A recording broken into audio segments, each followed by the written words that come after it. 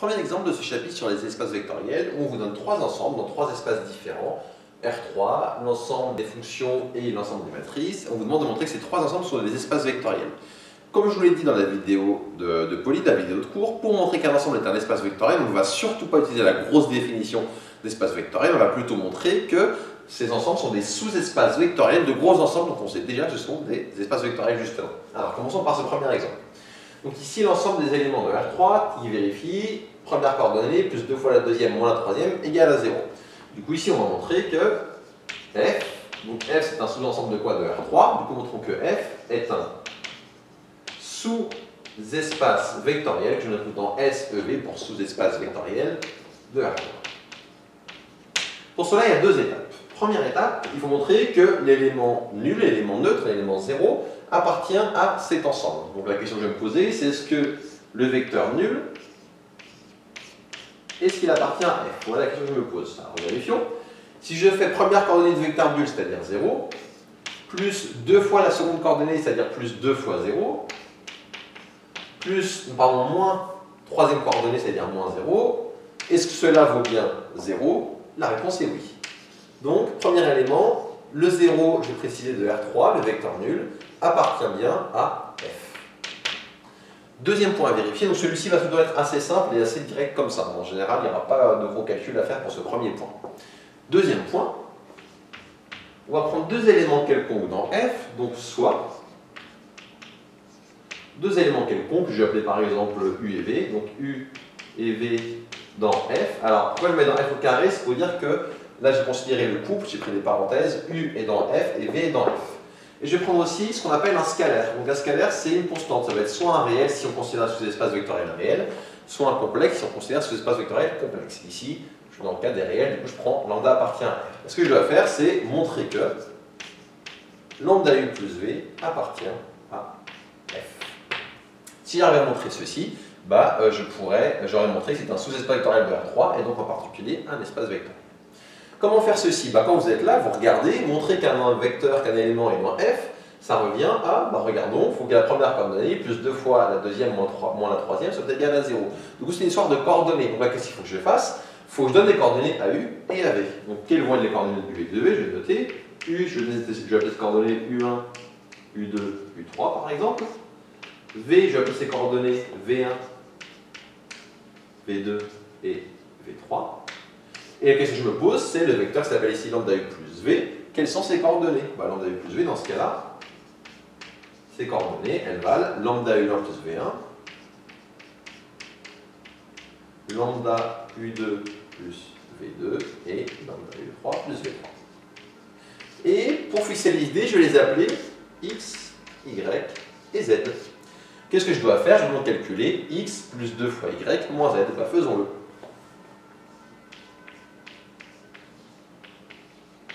Alors x plus 2y moins z, je remplace x, ça vaut lambda u1 plus v1, plus 2 fois y, ça vaut lambda u2 plus v2, et enfin moins z, c'est-à-dire lambda u3 plus v3.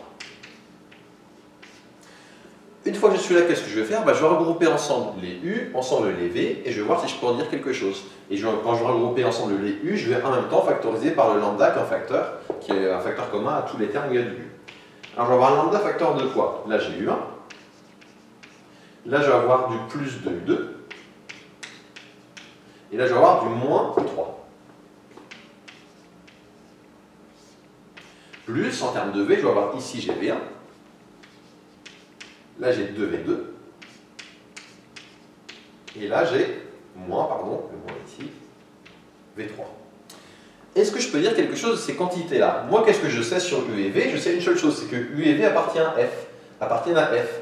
Que signifie que U appartient à F? Ça signifie que sa première coordonnée, plus 2 fois sa deuxième, moins sa troisième, vaut 0. Là, qu'est-ce que j'ai? J'ai la première coordonnée de U, plus 2 fois la deuxième, moins la troisième. Je sais que du coup, cette quantité, ici, ça vaut 0, car U appartient à F. Je sais quoi sur V? Je sais que V appartient à F, c'est-à-dire que sa première coordonnée, plus 2 fois sa deuxième, moins sa troisième, ça vaut également 0. Du coup, là, j'ai 0 égale 0, car V appartient à F. Au final, lambda multiplié par 0 plus 0, ça fait 0. Donc, si je regarde les coordonnées de lambda u plus v, ben, elle vérifie bien l'équation de f. Conclusion, qu'est-ce que je viens de démontrer? Je viens de démontrer que donc, lambda u plus v appartient à f. Et f est un, vu que j'avais aussi montré le premier point, et f est un sous-espace vectoriel. Je vous rappelle, j'appelle ça SEV, enfin je note ça SEV, de R3. En particulier, c'est un espace vectoriel. Donc quand je suis un sous-espace vectoriel de quelqu'un, en particulier, je suis un espace vectoriel. Donc en particulier, f est un espace vectoriel. Et voilà pour cette première exemple, cette première démonstration qu'un ensemble est un espace vectoriel. Et du coup, en pratique, on va montrer que c'est un sous-espace vectoriel de R3. Faisons maintenant l'exemple suivant. Alors c'est grosso modo la même chose, sauf que maintenant, je ne suis plus dans l'ensemble de R3, je vais plus avoir un vecteur avec 3 coordonnées. Là, je suis dans l'ensemble des solutions de l'équadif. L'ensemble des solutions de l'équadif, ben, qu'est-ce que les solutions de l'équation différentielle? C'est une fonction. Donc là, mon ensemble, ça va être, montrons que f est un sous-espace vectoriel de, je vais utiliser une notation du cours, hein, l'ensemble des fonctions définies sur i et à valeur dans R. Pour cela, exactement pareil qu'à côté, je vais avoir deux étapes. Première étape, est-ce que le 0 de cet ensemble, que je vais appeler grand F, je vais le noter de façon plus raccourcie, juste grand F comme ça, est-ce que le 0 de cet ensemble vérifie, est dans le grand F, c'est-à-dire vérifie l'équation différentielle qui est là? C'est quoi le 0 de l'ensemble des fonctions? Le 0 de l'ensemble des fonctions, c'est la fonction qui est définie sur i à valeur dans R et qui a un x quelconque associé à la valeur 0. Donc c'est une fonction qui vaut tout le temps 0. Je vais me poser la question suivante. Est-ce que la fonction constante égale à 0 quand je calcule sa dérivée seconde, plus 2 fois sa dérivée première, plus 3 fois elle-même, est-ce que ça vaut 0? Ben, la réponse est oui. Hein. Parce que la fonction constante égale à 0, sa dérivée elle vaut aussi la fonction constante égale à 0, et sa dérivée seconde vaut également la fonction constante égale à 0. Du coup, bah, j'ai qu'une somme de 0, je trouve donc 0. Donc je peux dire que le 0 de mon ensemble des fonctions, de mon gros ensemble, l'ensemble des fonctions définies sur i, appartient au sous-ensemble petit f, qui est, enfin grand F, qui est ici. Donc ce premier point, il est évident, il va sans doute vous troubler, bizarrement c'est souvent ce point qui vous trouble, mais encore une fois, je répète ce que je viens de vous dire, c'est que quand je prends la fonction qui vaut tout le temps 0, qui est tout le temps nulle, sa dérivée c'est la même chose, sa dérivée seconde c'est la même chose, et du coup la somme des fonctions nulles, ça reste la fonction nulle. C'est ça que j'ai écrit ici. Deuxième point, je prends comme avant deux éléments dans mon espace de départ. Alors, les notations, vous pourrez très bien tout le temps les appeler UV ou comme vous voulez. Moi, j'aime bien prendre une notation parente en fonction des objets qu'on manipule. Pour des vecteurs, on a l'habitude de les appeler UV.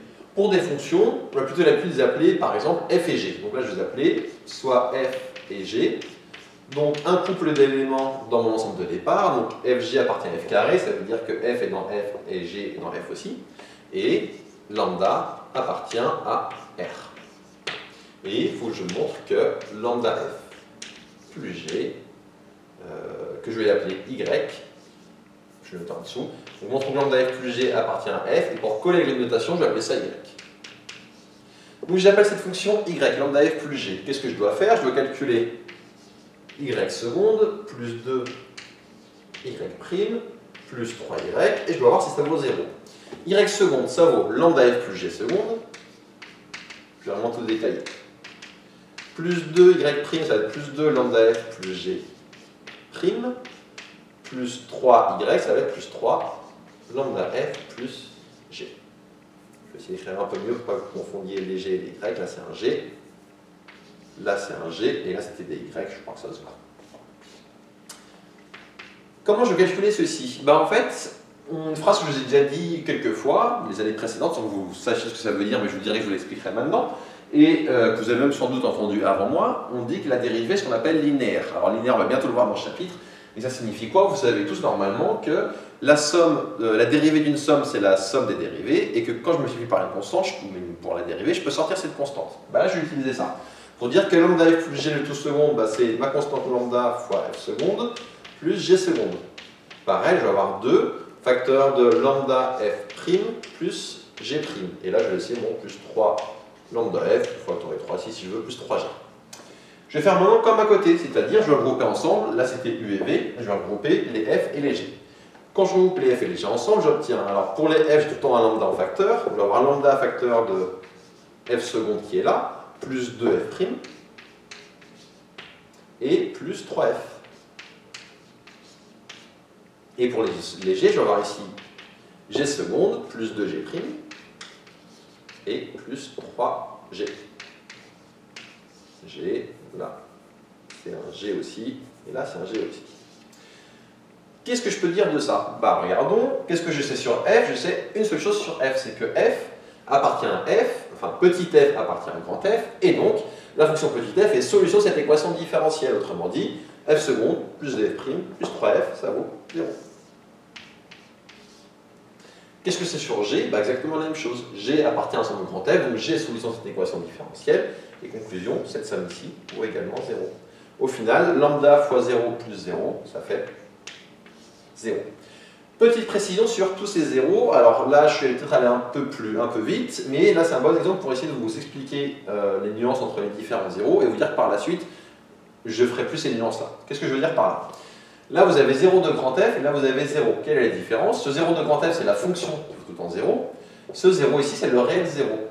Alors ici, quel 0 je considère? Bah là, comme je considère que c'est la somme de fonctions qui est nulle, bah c'est le 0 de grand f. Donc si je veux être vraiment totalement rigoureux, je mets ici 0 de grand f, et pareil pour ici, et pareil pour ici. Et ici, bah c'est également du coup le 0 de grand f, c'est la fonction nulle que je considère.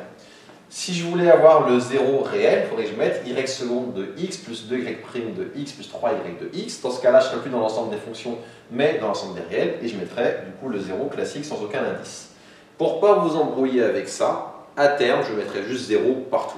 Mais si vous arrivez à comprendre cette nuance de il y a le 0 de mon grand ensemble et il y a le 0 réel classique que vous connaissez depuis toujours, si vous arrivez à comprendre cette nuance, ça sera déjà un bon pas de fait en avant sur le fait que vous ayez compris un petit peu toutes les subtilités de ce chapitre. C'est une des subtilités de ce chapitre, si vous l'avez comprise, ça vous facilitera grandement la compréhension de ce chapitre. Si vous ne l'avez pas compris, vous allez peut-être pouvoir quand même vous en sortir, mais ça sera un peu moins profond, je pense, vos connaissances.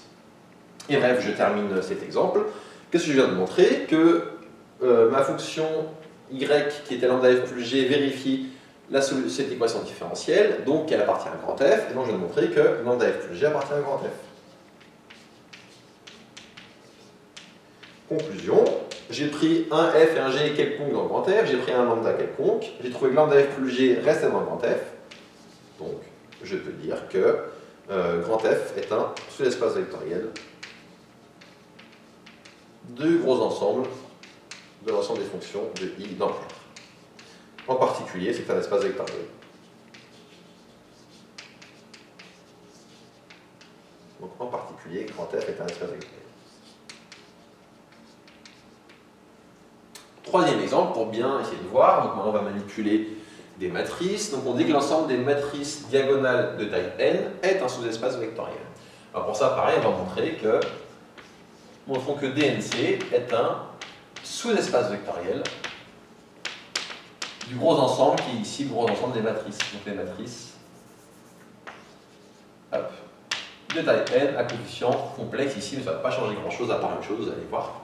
Alors pour ça, premièrement, il faut que je regarde la matrice nulle de taille n. Est-ce que la matrice nulle de taille n est bien diagonale? La matrice nulle de taille n, qu'est-ce qu'elle vaut? Alors je vais appeler, je vais remettre encore une notation là pour vous montrer, mais je vais mettre 0 de grand n. La matrice nulle 0 de grand n de taille n, c'est la matrice qui vaut 0 partout. Donc là, j'ai n colonnes, n lignes, vous avez des 0 de partout. Donc c'est ça la matrice qui vaut tout le temps 0. C'est quoi une matrice diagonale? Une matrice diagonale, c'est une matrice qui, sur la diagonale, on a ce qu'on veut, et en dehors de la diagonale, on n'a que des 0. Bon, voilà, j'ai bien ça, hein. Sur la diagonale, j'ai ce que je veux, en l'occurrence, il y a des 0, et en dehors de la diagonale, j'ai que des 0. Conclusion, la matrice nulle appartient bien à l'ensemble des matrices diagonales. Maintenant, je fais comme d'habitude, je prends deux éléments quelconques dans mon espace de départ. Donc là, comme c'est des matrices, je vais les appeler tant qu'à faire m et n. Donc soit m et n, tiens, d'ailleurs, je vais vous montrer une notation. Si je mets m virgule n, dans ce cas-là, je vais mettre appartient à dn de c, sans mettre de carré, parce que là, j'ai pas mis de parenthèse. Là, comme je mets une parenthèse, là, quand je mets une parenthèse, j'ai mis un carré. Pareil, ça, ce sont des détails, alors, je veux dire, quand on fait des maths vraiment de façon très rigoureuse, de façon pure et dure, ce ne sont pas des détails, c'est vraiment très important de comprendre ces subtilités. Vous, en niveau DUT, c'est pas sur ce genre de détails que vous allez être jugé. Donc je ne vais pas trop vous embêter sur ça. Moi je vais quand même malgré tout m'efforcer à rester rigoureux, parce que c'est quand même mon rôle en tant que prof de maths, mais sachez que si ça vous trouble, c'est pas sur ça que je vais vous embêter clairement. Mais je vous montre quand même les différentes notations, différentes nuances pour que si jamais vous aimez un peu les maths, vous puissiez comprendre toutes ces nuances. Du coup poursuivons. Donc je prends des éléments dans mon espace de départ et je prends un scalaire. Ce coup-ci, attention, je ne vais pas le prendre réel mais complexe parce que là je suis dans un ensemble de complexes et donc il faut que je considère un scalaire qui soit complexe. Et je dois montrer que lambda m plus n appartient à dn de c, c'est-à-dire la diagonale. Comment on va faire ça? Ben là, on va faire un petit peu différemment que d'habitude. Tiens, on va essayer de réfléchir à que signifie, enfin dès le début, on va réfléchir que signifie m est diagonale. Regardons. M est diagonale, ça veut dire que m peut s'écrire sous la forme. Bah, sur la diagonale, j'ai des certaines valeurs que je vais appeler petit m1, petit m2 jusqu'à petit mn, et partout ailleurs, je n'ai que des zéros. C'est ça une matrice diagonale, hein. C'est sur la diagonale, j'ai ce que je veux, et partout ailleurs, je n'ai que des zéros. Donc ça, je peux dire ça pour m, avec les différents mi qui sont complexes. Je peux dire ça de m, je peux aussi dire pareil de n. N appartient à dn de c, donc je peux dire que n, ça s'écrit un certain n1 sur la diagonale, n2, tout cela jusqu'à n. N, c'est pas une bonne idée parce que n, c'est déjà pris pour la taille. Bon, bah, du coup, je vais les appeler un truc qui n'a rien à voir avec n, je vais les appeler état 1, état 2, état n, je vais mettre des zéros partout ailleurs. Et donc, pareil là, pas très joli ici, mon état n, il est là. Donc là, pareil, j'ai une matrice qui est diagonale avec les états i des complexes quelconques. Bon, maintenant, si je multiplie lambda, m par une constante lambda et que je ajoute n, est-ce que j'arrive diagonale? On va voir ça tout de suite. Hein. Lambda m plus n, c'est égal à, bah, du coup, quand je multiplie, je vais avoir lambda fois m1, lambda fois m2, lambda fois mn sur la diagonale, 0 partout ailleurs. Et je vais rajouter à chaque fois, plus ici, état 1, j'ai plus trop de place. Du coup, je passe là quand même visible. Là, je vais avoir mon premier élément de diagonale, des zéros partout ailleurs. En dessous, je vais avoir lambda de m2 plus état 2. Et je vais descendre comme ça jusqu'à tout en bas. Et avec lambda de mn plus état n. Et je vais avoir des zéros partout ailleurs.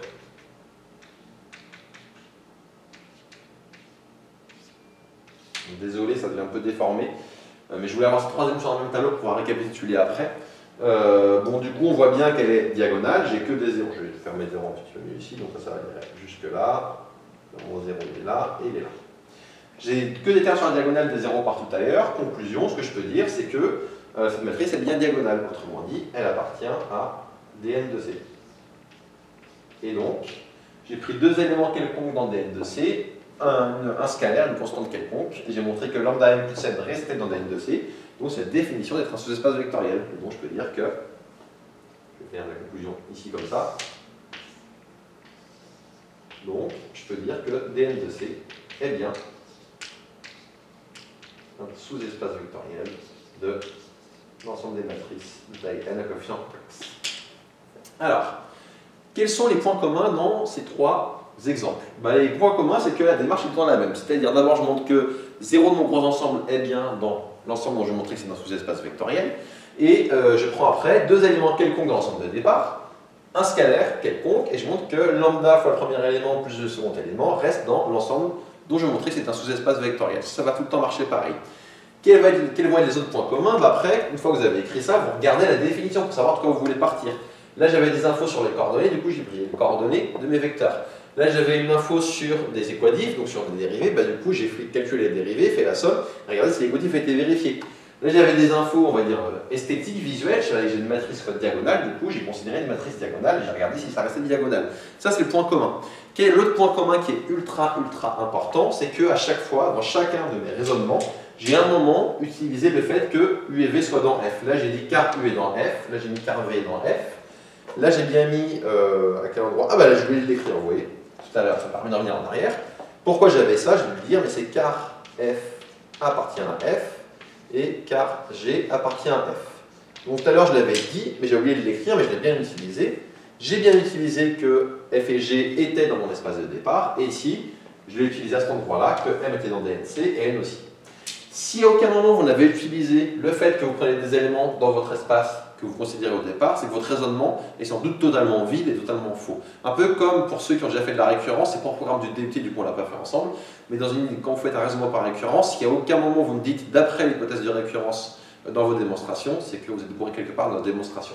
Donc retenez bien ça aussi ici de ces choses-là pour démontrer que des ensembles sont des sous-espaces vectoriels. On va faire d'autres exemples dans ce chapitre et aussi en TD1 sur FO.